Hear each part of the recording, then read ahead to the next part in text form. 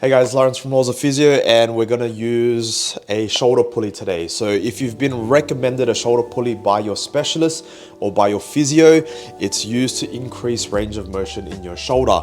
We call this an active assisted movement because you're going to use your good shoulder to help the bad shoulder. So this is the brand we use right here. When you get the packet, you're just going to open it up and you're going to get something that looks like this. So what this does is this goes into your door. So all you're gonna need to do is open your door, slot it in, making sure you don't clamp your fingers, and close the door, and it's very secure there, okay?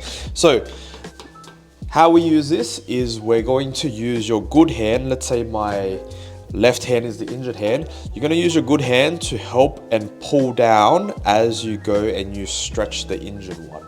Okay, this is very common after surgery. So if you've broken your collarbone, had a rotator cuff repair, you may be recommended this to help to stretch your shoulder and get more range of motion.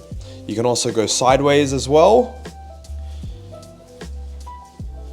but mostly forward and backwards.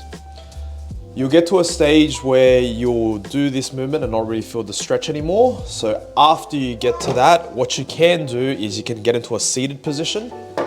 So using a chair here, seated position again, using your good hand to stretch your shoulder.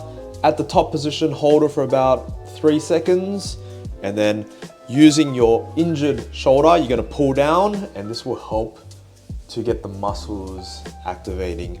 Make sure it's uncomfortable, not painful as you do this movement, and get a good stretch through there. Again, if you get to a point where you don't really feel a stretch here anymore, you can adapt it again by flipping the chair around.